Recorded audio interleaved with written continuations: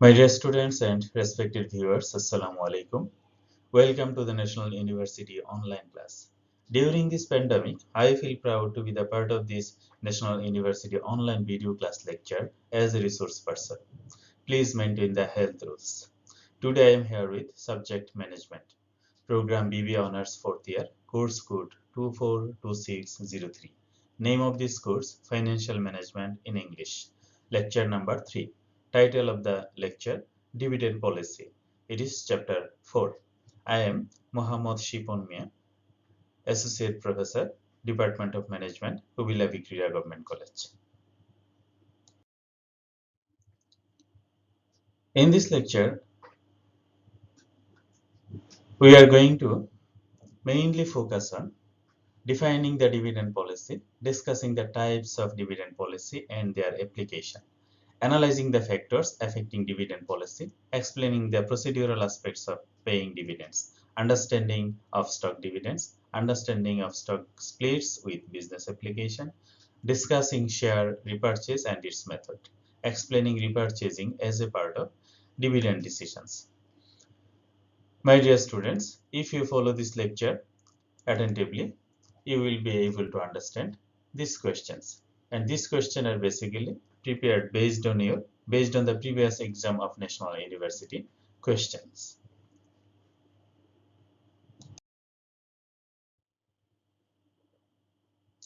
এখন আমরা শুরুতেই আসি definition of dividend and related concepts.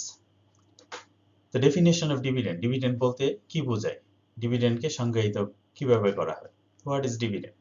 Dividend is a share of profits and retained earnings that a company pays out to its shareholders.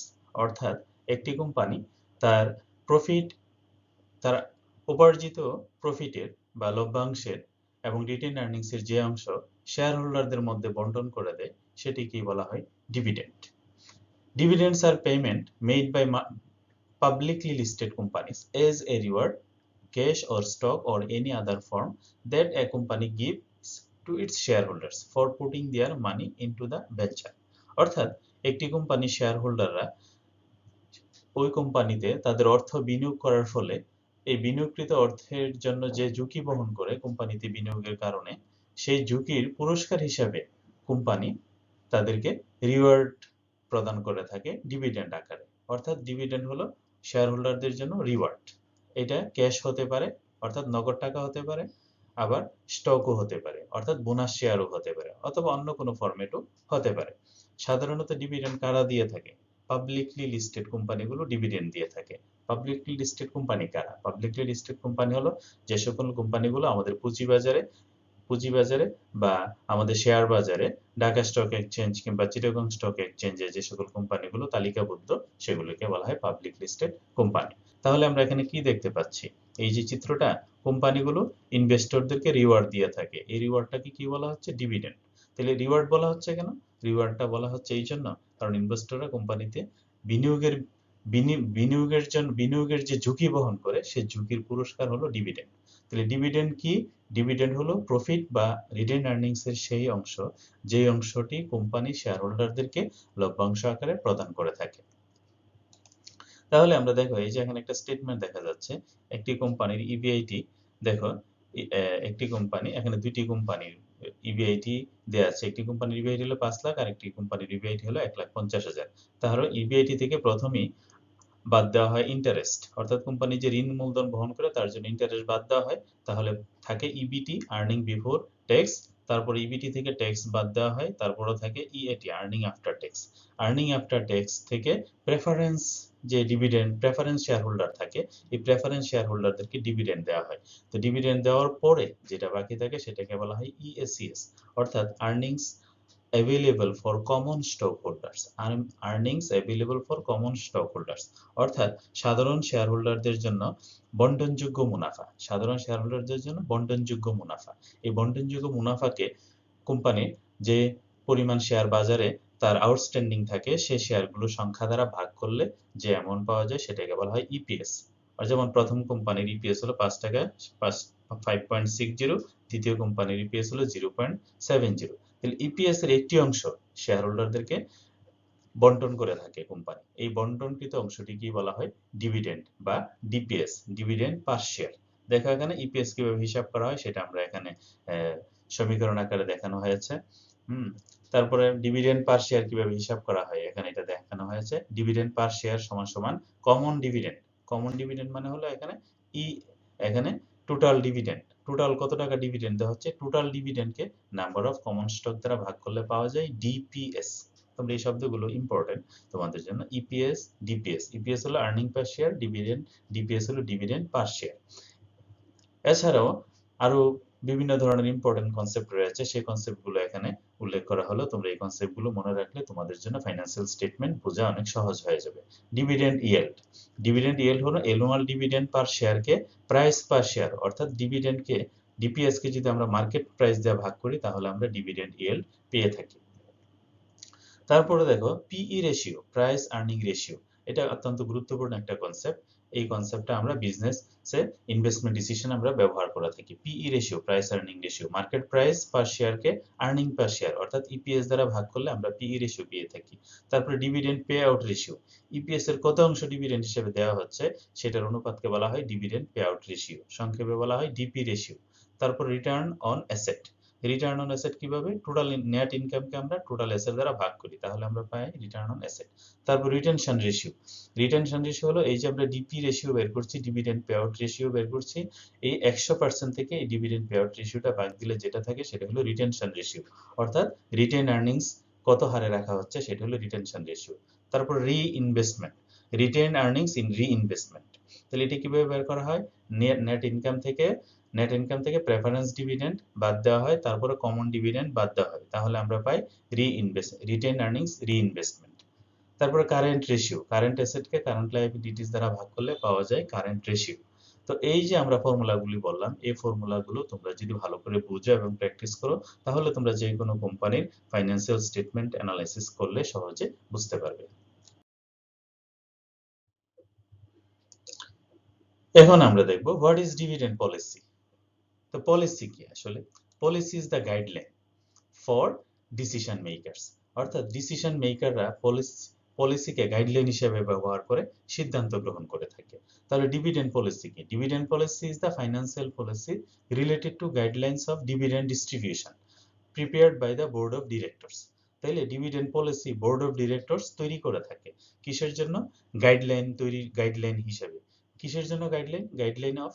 Guidelines of dividend distribution, অর্থাৎ dividend policy হলো এমন একটি financial policy যেটা dividend ডিস্ট্রিবিউশনের ক্ষেত্রে guideline হিসেবে ব্যবহৃত হয়ে থাকে, তাকে বলা হয় ডিভিডেন্ড পলিসি।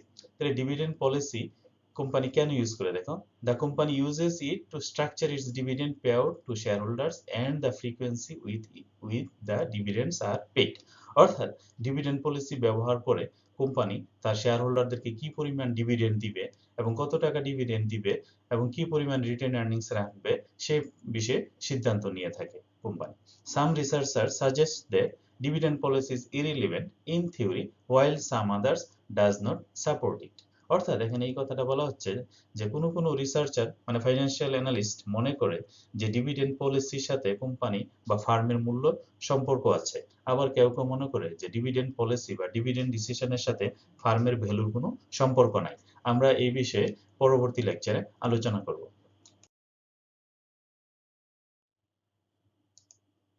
এখন আমরা দেখব types of dividend policy. Dividend policy কত ধরনের হয়ে থাকে? সাধারণত আমরা দেখে থাকি যে ডিভিডেন্ড পলিসি সাধারণত 4 ধরনের হয়ে থাকে: regular dividend policy, stable dividend policy, irregular dividend policy এবং নো ডিভিডেন্ড পলিসি। এই 4টা ডিভিডেন্ড পলিসি রয়েছে। তাছাড়াও স্টেবল ডিভিডেন্ড পলিসিকে আবার 3 ভাগে ভাগ করা হয়, যেমন constant dividend, constant pay out ratio, stable dividend plus extra dividend.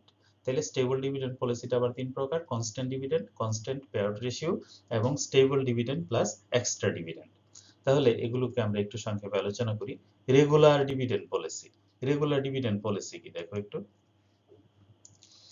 দেখো এখানে দুইটা চিত্র দেয়া আছে।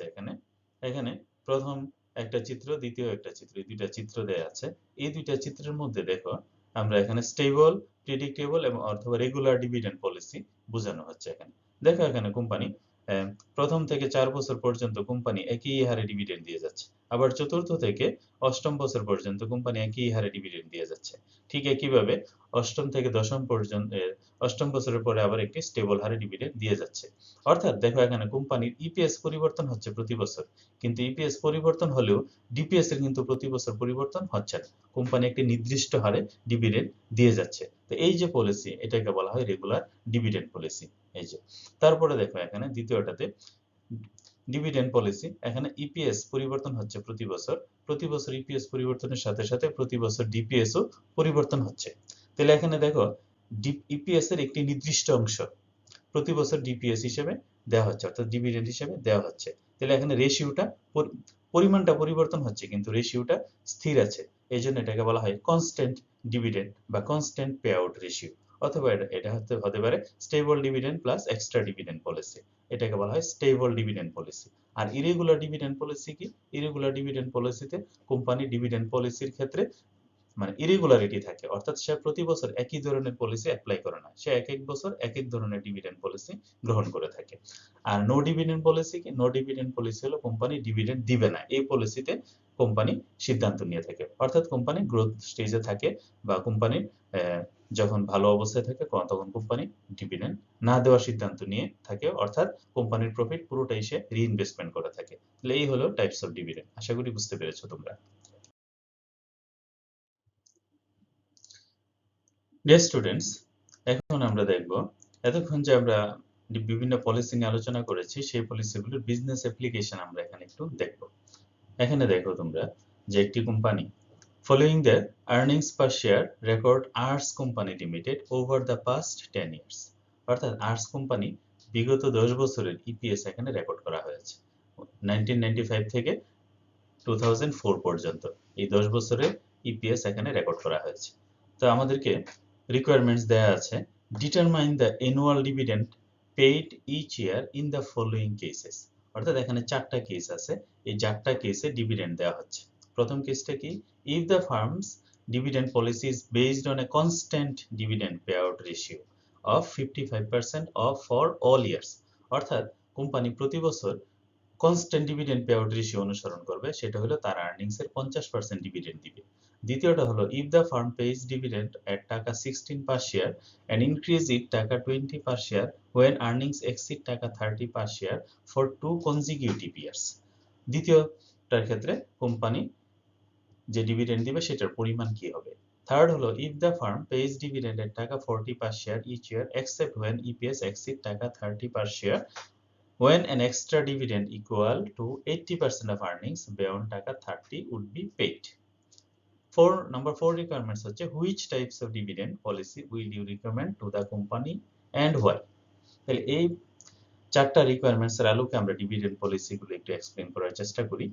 দেখো তোমরা, তাহলে প্রথম আমরা ইনফরমেশন গুলো লিখলাম এখানে 1995 থেকে 2004 পর্যন্ত কোম্পানির ইপিএস গুলো আমরা লিখলাম।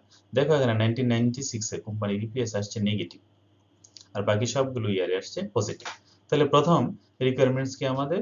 প্রথম রিকোয়ারমেন্টস হলো if the firm's dividend policy is based on constant dividend pay out ratio of 50% for all years, অর্থাৎ কোম্পানির প্রতি বছর পে আউট রেশিও, অর্থাৎ কোম্পানির যত আর্নিংস আছে ইপিএস আছে তার 50% সে শেয়ার হোল্ডারদেরকে ডিভিডেন্ড আকারে প্রদান করবে। তাহলে কত আসে দেখো, পলিসি 1, তাইলে 1995 এ 2 টাকা, তাহলে 2 টাকা 50% কত? 1 টাকা। 1996 এ এটা নেগেটিভ ইপিএস আসছে, তাহলে নেগেটিভ ইপিএস আসলে কোম্পানি ডিভিডেন্ড দিতে পারবে না। 1997 এ 18 টাকা আসছে তার ইপিএস, 18 টাকার 50% 9 টাকা। এইভাবে দেখো প্রতি বছর তার ডিভিডেন্ডের, তার ইপিএস এর 50% সে ডিভিডেন্ড দিচ্ছে। এটা হলো, তাহলে এখানে কনস্ট্যান্ট কি? কনস্ট্যান্ট ডিপি রেশিওটা কনস্ট্যান্ট। তাহলে প্রথম পলিসি আকারে এই হলো কোম্পানির প্রদত্ত ডিভিডেন্ড। এবার দ্বিতীয় পলিসিতে দেখো, দ্বিতীয় পলিসিতে বলতেছে এখানে আমাদেরকে যে if the firm pays dividend টাকা 60 পার শেয়ার, প্রতি শেয়ারের বিপরীতে 16 টাকা দিবে। এখানে দেখো কোনো ইপিএস মানে পে আউট রেশিওর কথা বলে নাই, প্রতি বছরই 16 টাকা করে ডিভিডেন্ড দিবে এন্ড ইনক্রিজেস ইট টাকা 20, এবং এটা 20 টাকা বেড়ে যাবে পার শেয়ার when earnings exceed টাকা 30, অর্থাৎ যখন ইপিএস বা আর্নিংস 30 টাকা ক্রস করবে ফর 2 consecutive years, অর্থাৎ পরপর 2 বছর যদি কোম্পানির ইপিএস 30 টাকা ক্রস পরপর 2 বছর যদি কোম্পানির ইপিএস 30 টাকা ক্রস করে তাহলে কোম্পানি ডিভিডেন্ড দিবে 20 টাকা করে। তাহলে আমরা যদি অ্যানালাইসিস করি, এখানে দেখো পলিসি 2, তাহলে প্রথম বছরে তার 2 টাকা, কিন্তু তাকে ডিভিডেন্ড দিতে হবে 16 টাকা, কারণ সে প্রতি বছর 16 টাকা করে ডিভিডেন্ড দিবে যদি না তার আর্নিংস 30 টাকা এক্সিড করে। তাহলে এখানে দেখো 30 টাকা এক্সিড করার আগ পর্যন্ত সে 16 টাকা করে ডিভিডেন্ড দিচ্ছে। তারপর 99 সালে দেখো তার ডিভিডেন্ড 24 টাকা, তখনও 16 টাকা। 2000 সালে সে তার ইপিএস হলো 32 টাকা, তখনও ডিভিডেন্ড 16 টাকা। কেননা দেখো 2001 সালে আবার তার ডিভিডেন্ড 30 টাকা। দেখো এখানে কিন্তু তার ডিভিডেন্ড 30 টাকা এক্সিড করে নাই, অর্থাৎ পরপর 2 বছর 30 টাকা এক্সিড করে নাই। তো পরপর 2 বছর 30 টাকা এক্সিড না করার কারণে দেখো 2001 সালে তার ডিভিডেন্ড হলো 16 টাকা। একইভাবে 2002 সালে দেখো 32 টাকা। তো 2002 সালে 32 টাকা, 2003 সালে দেখো 38 টাকা। তাহলে এখানে পরপর 2 বছর কি ডিভিডেন্ড এক্সিড করেছে 30 টাকা। তাহলে 30 টাকা যেহেতু পরপর 2 বছর এক্সিড করেছে, তাহলে কোম্পানি ডিভিডেন্ড হবে কত? 20 টাকা করে। সে বলেছে পরপর 2 বছর যদি 20 টাকার চেয়ে বেশি হয় তাহলে সে পরপর ডিভিডেন্ড 2 বছর যদি 30 টাকার চেয়ে বেশি হয় তাহলে ডিভিডেন্ড দিবে 20 টাকা। তাহলে এখানে দেখো পরপর 2 বছর ডিভিডেন্ড 30 টাকা ক্রস করেছে। তাহলে এখানে কোম্পানি ডিভিডেন্ড দিবে 20 টাকা। তাইলে এখানে দেখো কোম্পানি এখনো সে স্টেবল ডিভিডেন্ড পলিসি ফলো করেছে, কি একটা নির্দিষ্ট হারে সে ডিভিডেন্ড দিয়েছে প্রতি বছরে। এবার থার্ড পলিসিতে দেখো বলতেছে if the firm pays dividend at টাকা 40 per share each year except when EPS exceed টাকা 30। এখানে 30 টাকা না হওয়া পর্যন্ত কোম্পানি 14 টাকা করে ডিভিডেন্ড দিবে। When an extra dividend equal to 80% of earnings beyond টাকা 30 would be paid। যদি কোম্পানির ইপিএস 30 টাকা ক্রস করে তাহলে যত 30 টাকার বেশি যত টাকা হবে তার 80% এবং 14 টাকা, এই দুইটার যোগফল কোম্পানি ডিভিডেন্ড আকারে প্রদান করবে। তাহলে কিভাবে পলিসিটা দেখো, এখানে আমরা থার্ড পলিসিটা যদি এখানে দেখি, তাহলে এখানে 30 টাকা এক্সিড করার পূর্ব পর্যন্ত দেখো যে বছরে 30 টাকা এক্সিড করে না সেই বছর কোম্পানি ডিভিডেন্ড 14 টাকা। তাহলে এখানে 30 টাকা এক্সিড করছে কত সালে? 2000 সালে 30 টাকা এক্সিড করেছে কত? 32 টাকা। তাহলে 32 টাকা হলে তার রেগুলার ডিভিডেন্ড হলো কত? 14 টাকা। তো রেগুলার ডিভিডেন্ড যদি 14 টাকা হয় আর অতিরিক্ত 30 টাকার অতিরিক্ত কত? 2 টাকা। 30 টাকার অতিরিক্ত 2 টাকা হয় তাহলে 2 টাকার 80% কত? 2 টাকার 80% হলো 8 দুগুণে 16, 1 টাকা 60 পয়সা। তাহলে 14 টাকা আর 1 টাকা 60 পয়সা কত? 15 টাকা 60 পয়সা। ঠিক একইভাবে 2001 সালে 30 টাকা। তাহলে 30 টাকা হলে তার ডিভিডেন্ড তো 30 টাকার অতিরিক্ত হয়নি, তাহলে 14 টাকা। এবং 2002 সালে 32 টাকা হয়েছে, এখনো 15 টাকা 60 পয়সা। 2003 সালে 38 টাকা হয়েছে। 38 টাকা হওয়াতে 14 টাকা প্লাস 30 টাকার অতিরিক্ত হলো 8 টাকা। 8 টাকার 80% কত? 8 8 64, মানে 6 টাকা 40 পয়সা। তাহলে 14 টাকা প্লাস 6 টাকা 40 পয়সা কত? 20 টাকা 40 পয়সা। অর্থাৎ এইভাবে company regular dividend plus extra dividend হিসাবে সে প্রদান করে যাচ্ছে। তাহলে এই তিনটা পলিসি আমরা এখানে ইমপ্লিকেশন দেখলাম। তাহলে এখানে তোমাকে 4 নম্বর রিকোয়ারমেন্টসে বলা হচ্ছে which types of dividend policy will you recommend. তুমি কোন ধরনের ডিভিডেন্ড পলিসিকে রিকমেন্ড করবে? তাহলে আমরা সাধারণত দেখি বাজারে কোম্পানি, যে সকল company stable dividend policy follow করে সেই সকল কোম্পানির শেয়ারের দাম বেশি হয়ে থাকে। তাইলে আমরা এখানে স্টেবল ডিভিডেন্ড পলিসিকে আমরা সাপোর্ট করব। এখানে স্টেবল ডিভিডেন্ড পলিসি কোনটা? দেখো এখানে স্টেবল ডিভিডেন্ড পলিসি হলো পলিসি 2। এই যে পলিসি 2, এখানে প্রতি বছরই কোম্পানি একটি নির্দিষ্ট হারে ডিভিডেন্ড দিয়ে যাচ্ছে। দেখো এখানে কোনো বছরই 16 টাকার নিচে ডিভিডেন্ড নাই, কিন্তু এখানে দেখো 16 টাকার নিচে অনেক ডিভিডেন্ড আছে, আবার 16 টাকার চেয়ে বেশিও আছে। এখানেও 16 টাকার নিচে কম ডিভিডেন্ড আছে, 14 টাকার নিচে এখানে ডিভিডেন্ড নাই। তাহলে এটাও ডিভিডেন্ড, এটাও স্টেবল ডিভিডেন্ড পলিসি, এটাও একটা স্টেবল ডিভিডেন্ড পলিসি। তাহলে এই দুইটার মধ্যে আমরা যেটা অধিকতর স্টেবল 2, এটাকে আমরা সাজেস্ট করব, যে পলিসি 2 হলো স্টেবল ডিভিডেন্ড পলিসি, আমরা এটাকে সাজেস্ট করতে পারি।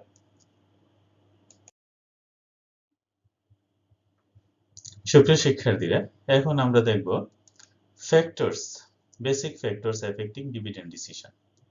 অর্থাৎ কোম্পানির যে সকল বেসিক ফ্যাক্টরগুলো ডিভিডেন্ড ডিসিশনকে প্রভাবিত করে সেই ফ্যাক্টরগুলো নিয়ে আমরা একটু আলোকপাত করব। তাহলে এখানে দুই ধরনের ফ্যাক্টর রয়েছে, দেখো একটা হলো বেসিক ফ্যাক্টরস আর একটা হলো ফাইন্যান্সিয়াল ফ্যাক্টরস। বেসিক ফ্যাক্টরস গুলো কি কি? বেসিক ফ্যাক্টর হলো লিগ্যাল প্রভিশন। কোম্পানি ডিভিডেন্ড ডিক্লারেশনের ক্ষেত্রে কিছু লিগ্যাল প্রভিশন কাজ করে। যেমন বর্তমান বাংলাদেশে পাবলিক লিমিটেড কোম্পানিগুলো বা ব্যাংক কোম্পানিগুলো ইচ্ছা করলেই তাদের ইচ্ছা মতো ডিভিডেন্ড ডিক্লারেশন করতে পারে না।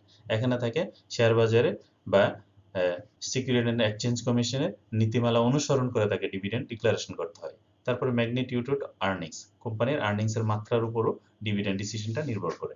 Desire of share holders, share হোল্ডাররা কি চায় সেটার উপরও ডিভিডেন্ড পলিসি নির্ভর করে।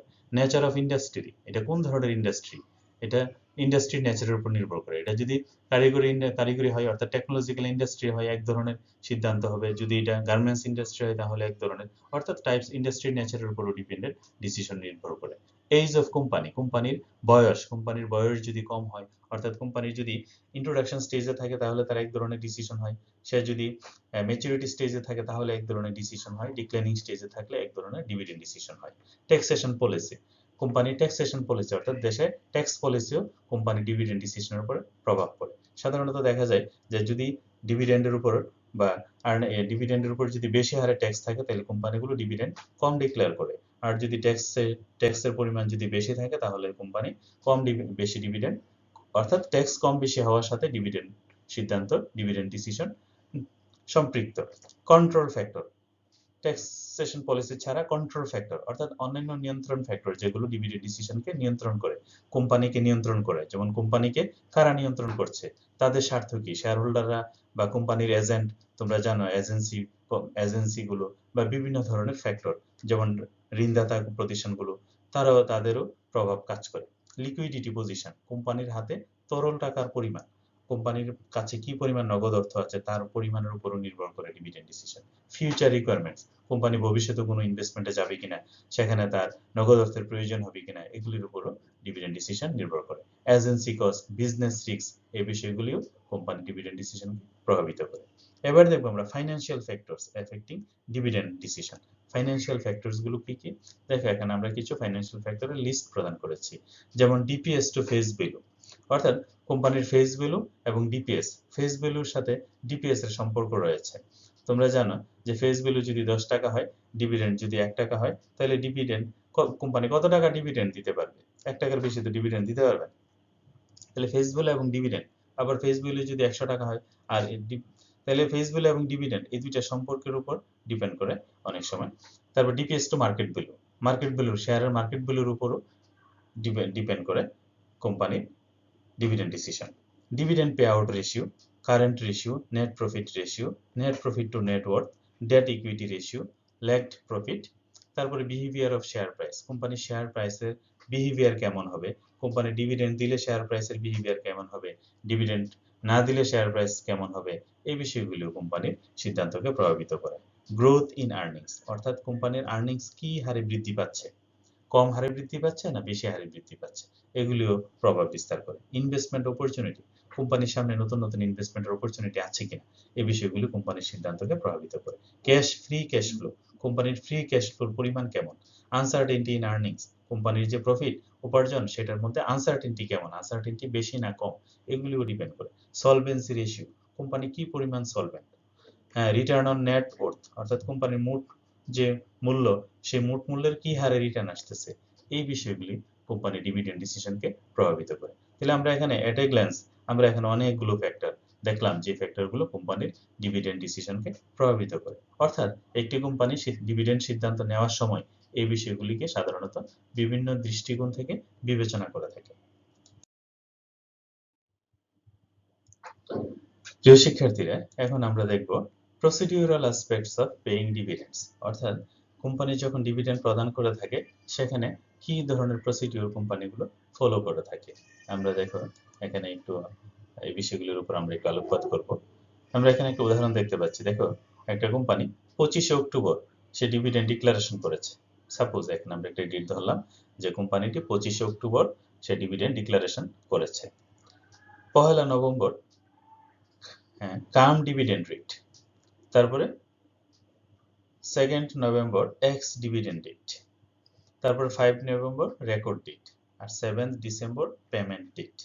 এখানে দেখো কোম্পানি কতগুলো ডেট নির্দিষ্ট করেছে, যে কোম্পানি 25 তারিখে সে ডিভিডেন্ড ডিক্লারেশনের ডেট দিবে ডেট, আর 1 নভেম্বরে তার কাম ডিভিডেন্ড ডেট, 2 নভেম্বরে হলো তার এক্স ডিভিডেন্ড ডেট, 5 নভেম্বরে হলো তার রেকর্ড ডেট, আর 7 ডিসেম্বরে হলো তার ডিভিডেন্ড পেমেন্ট ডেট।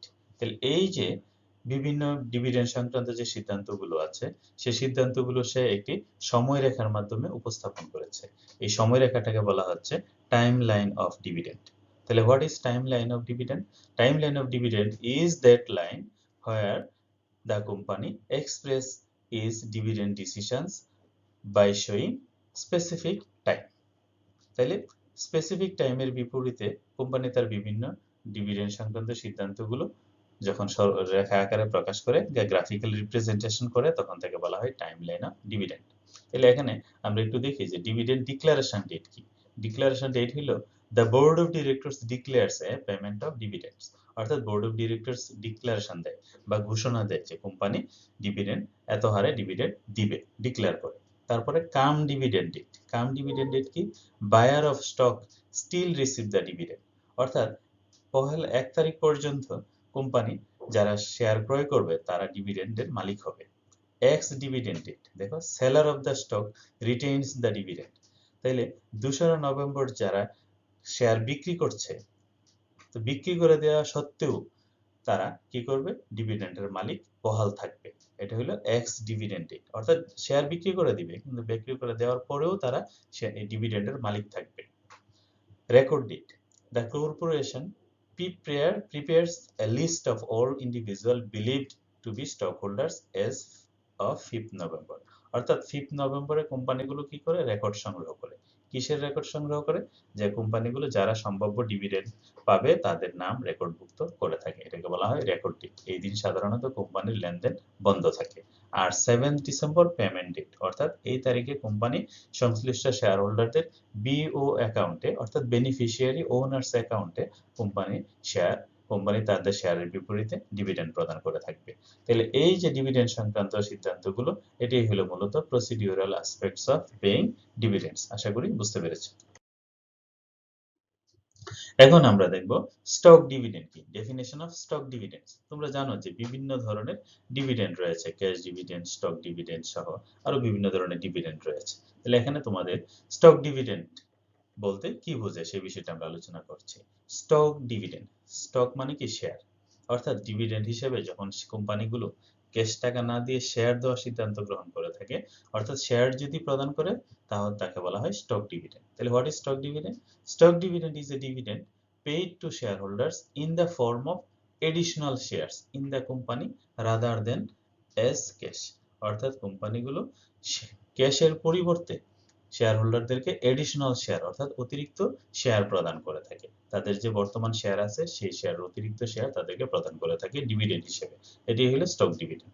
দেখো, company distributes stock as dividend to its existing stock holders based on their ownership percentage in lieu of cash payments from the profit or the earnings that it made during the financial year, অর্থাৎ কোম্পানিগুলো financial ইয়ারে যে earnings করে থাকে, যে profit অর্জন করে থাকে, সেই প্রফিট থেকে শেয়ার হোল্ডারদেরকে তাদের মালিকানার অনুপাতে তাদের ক্যাশ অর্থ প্রদান না করে ক্যাশ অর্থ প্রদানের পরিবর্তে তাদেরকে স্টক অর্থাৎ শেয়ার প্রদান করে থাকে। এটাই হলো স্টক ডিভিডেন্ড। তাহলে দেখো স্টক ডিভিডেন্ড দিলে কি হয়? দেখো, stock dividends dilute the share price, অর্থাৎ স্টক ডিভিডেন্ড দিলে বাজারে কোম্পানির শেয়ারের দাম কমে যায়। But as with cash dividends they also do not affect the value of the company, অর্থাৎ বাজারে শেয়ারের দাম কমে গেলেও কোম্পানির টোটাল ভ্যালুর উপরে কোনো প্রভাব পড়ে না। তাহলে এখানে কি বলছে? Stock dividend dilute the share price, অর্থাৎ বাজারে যে এক্সিস্টিং যে মার্কেট প্রাইস আছে সেই মার্কেট প্রাইসকে হ্রাস করে, কিন্তু কোম্পানির টোটাল ভ্যালুর উপরে কোনো প্রভাব সৃষ্টি করে না। আমরা পাশে একটি উদাহরণ দেখতে পাচ্ছি যে national life insurance company limited.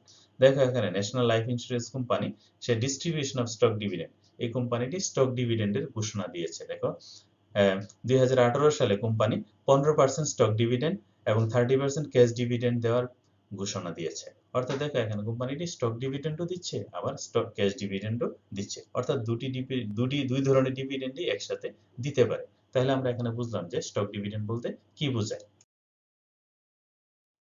এখন আমরা দেখব স্টক স্প্লিট কি। What is stock split? তাহলে স্টক স্প্লিট কি? স্প্লিট মানে হলো ডিভিশন করা, অর্থাৎ এক্সিস্টিং শেয়ারগুলোকে আরো ছোট আকারে বিভক্ত করে ফেলা। তাহলে stock split increase the number of shares, stock স্প্লিটের কারণে কি করে? শেয়ারের সংখ্যা বৃদ্ধি পায়। It causes a decrease of price of individual share, এটা কি করে? শেয়ারের প্রত্যেকটা শেয়ারের দাম কমে যায়, দাম হ্রাস পায়। Not causing a change of total market capitalisation of the company, কিন্তু কোম্পানির টোটাল মার্কেট ভ্যালুর কোনো পরিবর্তন ঘটে না। কোম্পানির প্রত্যেকটা শেয়ারের দাম কমে যায়, কিন্তু কোম্পানির টোটাল যে মার্কেট প্রাইস আছে, টোটাল মার্কেট ভ্যালুর কোনো প্রভাব পড়ে না। অর্থাৎ কোম্পানির টোটাল ভ্যালুর উপর কোনো প্রভাব সৃষ্টি হয় না। It is a corporate action. বলা হচ্ছে স্টক স্প্লিট হলো কর্পোরেট অ্যাকশন। কর্পোরেট অ্যাকশন মানে কি? কোম্পানির বাজার সংশ্লিষ্ট অর্থাৎ কোম্পানি সংক্রান্ত ফাইন্যান্স সংক্রান্ত সিদ্ধান্ত। In which a company divides it's existing shares. এখানে কোম্পানিগুলো কি করে? তার যে বর্তমান যে শেয়ারগুলো আছে সেই শেয়ারগুলোকে সে এক্সিস্টিং শেয়ারগুলোকে ডিভাইড করে ফেলে, ভাগ করে ফেলে into multiple shares two boost the liquidity of the shares. এখানে কোম্পানি তার তারল্য বৃদ্ধি করার জন্য সাধারণত এই কাজটা করে থাকে। In this process existing share split but the underlying value remains the same. বলা হচ্ছে এই প্রক্রিয়ার কারণে কোম্পানির এক্সিস্টিং শেয়ারগুলো স্প্লিট হয়ে যাচ্ছে, ভাগ হয়ে যাচ্ছে, কিন্তু তাদের প্রাইস বা ভ্যালু কিন্তু টোটাল ভ্যালু কিন্তু পরিবর্তন হচ্ছে না। as the number of share increase, price per share goes down. যেহেতু শেয়ারের সংখ্যা বৃদ্ধি পাচ্ছে, শেয়ারের প্রাইস কমছে, কিন্তু টোটাল ভ্যালু কমছে না। যেমন এখানে দেখো, আমরা একটা উদাহরণ দিচ্ছি যে এখানে তার টোটাল শেয়ারের মূল্য হলো 4 টাকা, 4 টাকার একটা শেয়ার। তো 4 টাকার একটা শেয়ার না হয়ে এটাকে স্প্লিট করে 2 টাকা 2 টাকার 4টা শেয়ারে 2 টাকার 2টা শেয়ার করা হয়েছে। তাহলে 2টা শেয়ারের সংখ্যা বেড়েছে 2টা, কিন্তু 2টা শেয়ারের টোটাল মূল্য কত? 4 টাকা। তাইলে টোটাল শেয়ারের সংখ্যা বাড়ছে, কিন্তু টোটাল ভ্যালুর পরিমাণ ঠিক আছে। তাহলে এখানে 4 টাকার, এখানে ডলার বলা হচ্ছে, $4 একটা শেয়ারকে $2 করে 2টা শেয়ার দেওয়া হয়েছে। তাহলে এখানে $4 টোটাল ভ্যালুর কিন্তু কোনো পরিবর্তন ঘটে নাই। এই ঘটনাটাই হলো স্টক স্প্লিট। আশা করি বুঝতে পেরেছো। এখন আমরা দেখব শেয়ার রিপারচেজ। শেয়ার রিপারচেজ কি? আমরা জানি কোম্পানিগুলো কি করে? শেয়ার বিক্রি করে বাজার থেকে মূলধন সংগ্রহ করে থাকে। তো রিপারচেজ কি? রিপারচেজটা হলো একটু ডিফারেন্ট। কোম্পানি এখানে শেয়ার বিক্রি করে না, বরং কোম্পানি এখানে শেয়ারগুলোকে পুনরায় ক্রয় করে। কোম্পানি যে শেয়ারগুলো বাজারে বিক্রি করে দিয়েছে সেই শেয়ারগুলো কোম্পানি পুনরায় ক্রয় করে থাকে। কিভাবে? দেখো এখানে, share repurchase is a corporate decision of a company through which the company buy back its own previously issued shares from the marketplace. অর্থাৎ কোম্পানি বাই ব্যাক করে। বাই ব্যাক মানে কি? কোম্পানি পূর্বে যে শেয়ারগুলো বাজারে ইস্যু করেছিল বা বিক্রি করেছিল সেই শেয়ারগুলোকে কোম্পানি পুনরায় বাজার থেকে কিনে নেয়। এই পুনরায় কিনে নেওয়ার প্রক্রিয়াটাই কি বলা হয়? শেয়ার রিপারচেজ। তাইলে দেখো এখানে, a company might buy back its shares to boost the value of the stock. Company তার শেয়ারের মূল্য বাড়ানোর জন্য বা কোম্পানির মূল্য বাড়ানোর জন্য কোম্পানি সাধারণত এই বাইব্যাক সিদ্ধান্ত নিয়ে থাকে বা শেয়ার রিপারচেজের সিদ্ধান্ত নিয়ে থাকে। And to improve the financial statement. এখানে ফাইন্যান্সিয়াল স্টেটমেন্ট ইমপ্রুভ হয়ে থাকে। কিভাবে? অর্থাৎ আমরা জানি যে কোম্পানির মূলধন কি? ক্যাপিটাল হলো কোম্পানির লায়াবিলিটিস। অর্থাৎ কোম্পানির লায়াবিলিটিস বা মূলধন যত কম হবে কোম্পানির, অর্থাৎ ইকুইটি মূলধন যত কম হবে কোম্পানির লায়াবিলিটিসও তত কমে যাবে। তাহলে এখানে শেয়ার বিক্রির কারণে কোম্পানির কি হবে? ফাইন্যান্সিয়াল স্টেটমেন্টের ইমপ্রুভ সৃষ্টি হবে।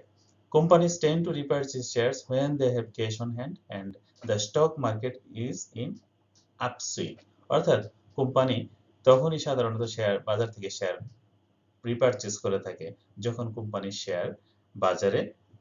শেয়ারের দাম বেশি বেড়ে যায়, তখন সাধারণত কোম্পানিগুলো বাজার থেকে তাদের শেয়ার রিপারচেজ করে থাকে। এখানে আমরা একটু উদাহরণ দেখতে পাচ্ছি। দেখো, কোম্পানি শেয়ার হোল্ডারদেরকে টাকা দিচ্ছে আর স্টকগুলো ফেরত নিয়ে যাচ্ছে। তাই এই প্রক্রিয়াটাই হলো শেয়ার রিপারচেজ। আশা করি বুঝতে পেরেছো। তো শেয়ার রিপারচেজের মেথড আছে কতগুলো। দেখো, শেয়ার রিপারচেজ করার জন্য 4টি মেথড রয়েছে। কি কি? Buy in the open market, fixed price tender offer, Dutch auction tender offer, direct negotiation. এই 4টি মেথড রয়েছে। তাহলে প্রথম মেথডে buy back in the open market, অর্থাৎ ওপেন মার্কেট থেকে কোম্পানি তার শেয়ারগুলো কিনে নেয়। অর্থাৎ আমরা শেয়ার মানে যেভাবে বিও অ্যাকাউন্টদারীরা বা স্টক ব্যবসায়ীরা বা স্টক হোল্ডাররা কোম্পানি বাজারে যারা শেয়ার কেনা বেচা করে, তারা যেভাবে বিভিন্ন কোম্পানির শেয়ার ব্রোকারদের মাধ্যমে সরাসরি ক্রয় করে, কোম্পানিও সেভাবে শেয়ারগুলো ক্রয় করতে পারে। এই পদ্ধতিটাকে বলা হয় buy in the open market. তারপরে দ্বিতীয়টা হলো ফিক্সড প্রাইস টেন্ডার মেথড। এখানে শব্দগুলির মধ্যে এর অর্থ লুকানো আছে। ফিক্সড প্রাইস অর্থাৎ কোম্পানি একটি নির্দিষ্ট প্রাইসে টেন্ডার অফার করে থাকে। Specify the number of shares and the share price. Company এখানে শেয়ারের নাম্বারটাও ফিক্স করে থাকে এবং শেয়ারের প্রাইসটাও ঠিক করে থাকে। আর এই প্রাইসে কোম্পানি কি করে থাকে, বাজার থেকে শেয়ার সংগ্রহ করে থাকে।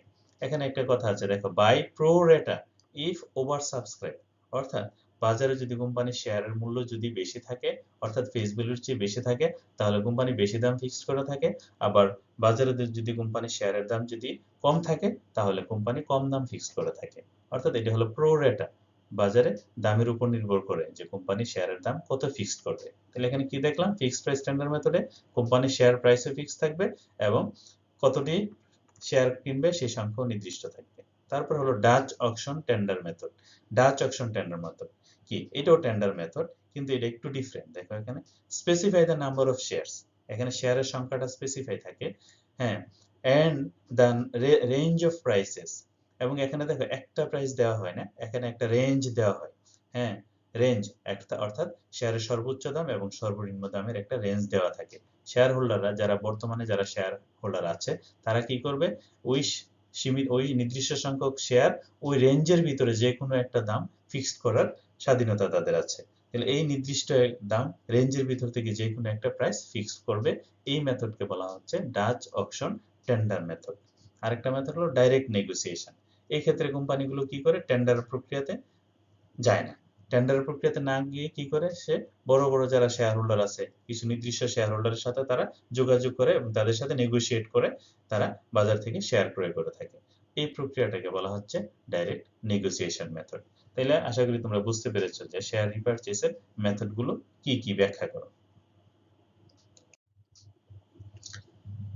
এখন আমরা এতক্ষণ আমরা যে কনসেপ্ট গুলো আলোচনা করেছি, স্টক ডিভিডেন্ড, স্টক স্প্লিট এবং শেয়ার রিপারচেস, এই জিনিসগুলো আমরা এখানে ম্যাথমেটিক্যাল একটা এক্সপ্লেনেশনের মাধ্যমে আমরা এটা বোঝার চেষ্টা করব।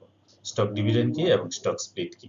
তাহলে এখানে তুমি দেখো, কোম্পানিগুলো, একটা কোম্পানির নাম Robin companies, share holders equity December 30, 2004 are given below, অর্থাৎ 2004 সালের ডিসেম্বরে কোম্পানির দেখো তার একটি স্টেটমেন্ট দেওয়া আছে, ইকুইটি স্টেটমেন্ট। কি কি, যে stock dividend, stock common stock ছিল তার প্রতিটা 100 টাকা করে 30,000 শেয়ারস। তাহলে 30,000 100 টাকা করে কত, 30 lakhs। Additional paid up capital 50 lakhs, retained earnings 55 lakhs, shareholders total equity capital, অর্থাৎ টোটাল ইকুইটি ক্যাপিটাল কত, 30, 15 এবং 55, টোটাল হলো 100 লাখ টাকা বা 1 কোটি টাকা। কোম্পানির টোটাল ইকুইটি ক্যাপিটাল হলো 1 কোটি টাকা। The price of stock on December 30 was টাকা 500। তাহলে বাজারে কোম্পানির শেয়ারের প্রাইস হলো 30 ডিসেম্বরে 500 টাকা। On December 31, L. Robin declared 10% stock dividend অথবা 2-for-1 stock split, 1-for-5 reverse stock split. What would happen to the accounts for the above decision? Company যদি এই সিদ্ধান্তগুলো নিয়ে থাকে, এখানে তিনটা ডিসিশন দেখো, 10% স্টক ডিভিডেন্ড দিলে এই স্টেটমেন্টের ভিতরে কি প্রভাব সৃষ্টি হবে, যদি 2-for-1 স্টক স্প্লিট হয় তাহলে এই স্টেটমেন্টের ভিতরে কি প্রভাব সৃষ্টি হবে, যদি 1-for-5 রিভার্স স্টক স্প্লিট হয় তাহলে এই স্টেটমেন্টের উপরে কি ধরনের প্রভাব সৃষ্টি হবে, এটা আমাদেরকে ব্যাখ্যা করতে হবে। তাহলে আমরা একটু দেখি। তাহলে শুরুতেই আমরা দেখো, প্রথম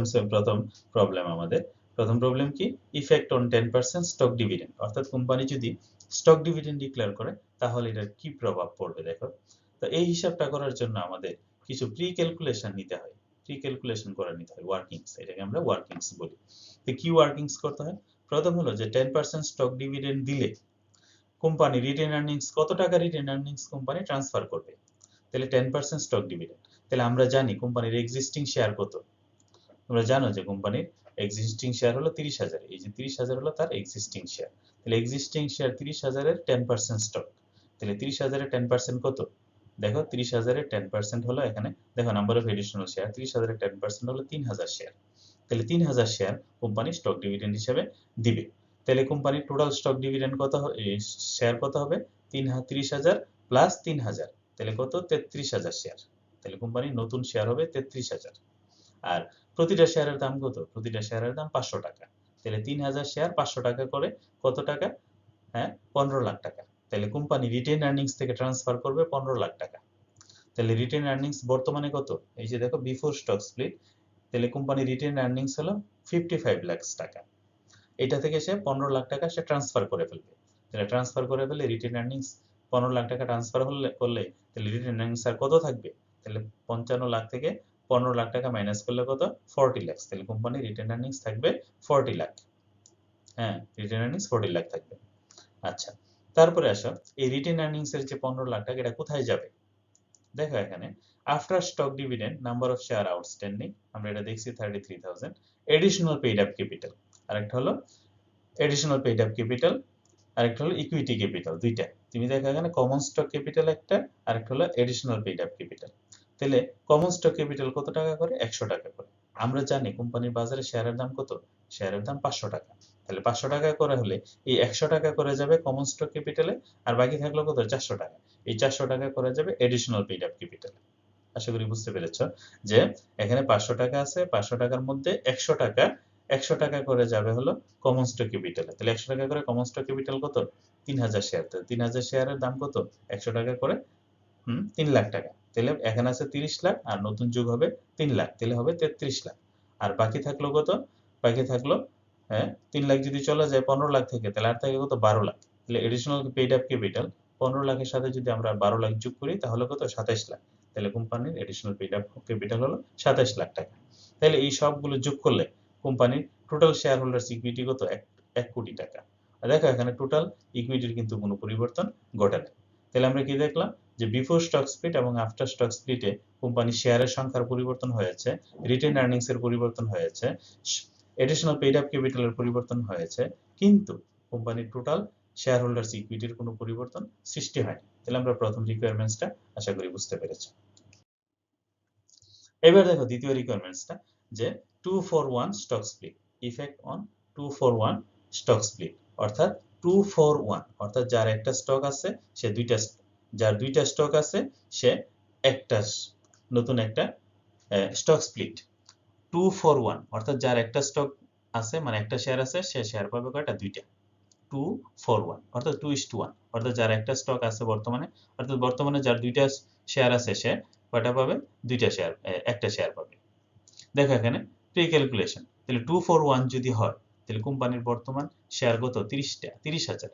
তাহলে 30,000-এর আমরা ভাগ করে ফেলবো, অর্থাৎ 30,000 শেয়ারের বিপরীতে আমাদের টোটাল শেয়ার হবে কয়টা? 2-for-1 অর্থাৎ একটার জন্য শেয়ার হবে দুইটা, একটা শেয়ার হয়ে যাবে দুইটা শেয়ার।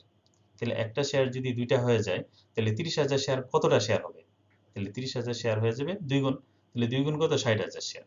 তাহলে কোম্পানির শেয়ারের সংখ্যা বেড়ে যাবে কত? 30,000-এর জায়গায় হয়ে যাবে 60,000 শেয়ার। আর কোম্পানির বর্তমান শেয়ার প্রাইস কত? 100 টাকা করে। তাহলে 100 টাকা করে যদি হয় তাহলে এই একটা শেয়ার তো দুইটা শেয়ার হয়ে যাচ্ছে, তাহলে 100 টাকা দুই ভাগ হয়ে যাবে। তাহলে প্রতিটা শেয়ারের দাম হবে 50 টাকা করে। তাহলে দেখো এখানে শেয়ারের সংখ্যা বেড়ে গেছে কিন্তু প্রতিটা শেয়ারের মূল্য কমে গেছে।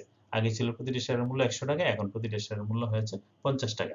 কিন্তু দেখো 30 লাখ টাকা কমন স্টক ক্যাপিটাল, এটা কিন্তু ঠিকই আছে, এটার কোনো পরিবর্তন সৃষ্টি হয়নি। এডিশনাল পেইড আপ ক্যাপিটাল, এটা 15 লাখ টাকা ছিল, এখনো 15 লাখ টাকাই আছে। রিটেন আর্নিংস, এটার কোনো পরিবর্তন হয়নি, এটা আগেও ছিল 55 লাখ, এখনো 55 lakh. Total share holders equity 1 lakh, 1 কোটি, এখনো 1 কোটি। তাহলে এগুলির কোনো পরিবর্তন হয় না। তাহলে তোমাকে জিজ্ঞেস করা হয় যে স্টক স্প্লিট করলে কি কি বিষয়ের উপর বা কোন কোন উপাদানের উপর পরিবর্তন সৃষ্টি হয়?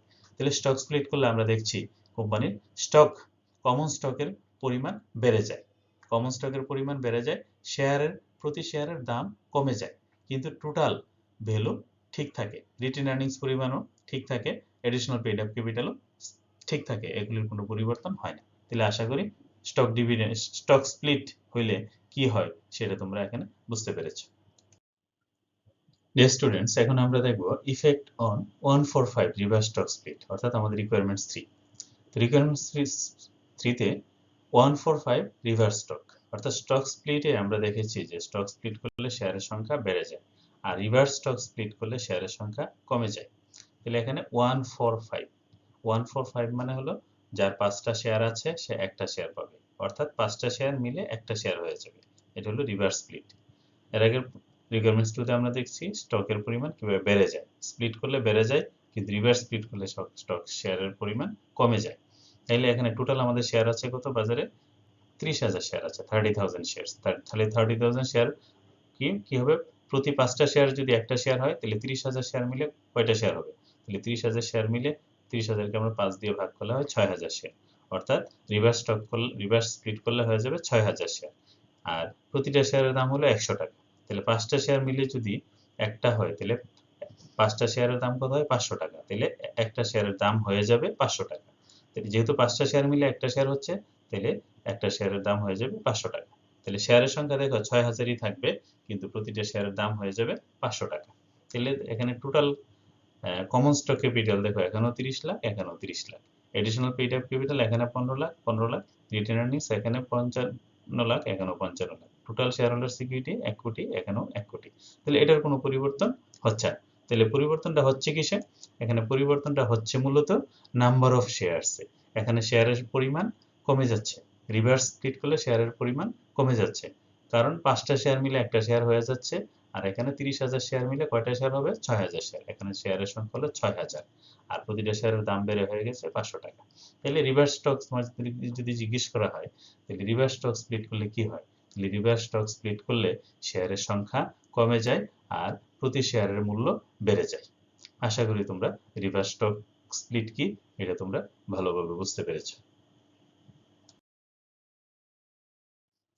ধন্যবাদ সবাইকে ধৈর্য সহকারে এই লেকচারটি শোনার জন্য। সবাই ভালো থেকো এবং স্বাস্থ্য বিধি মেনে চলো। আবারও ধন্যবাদ।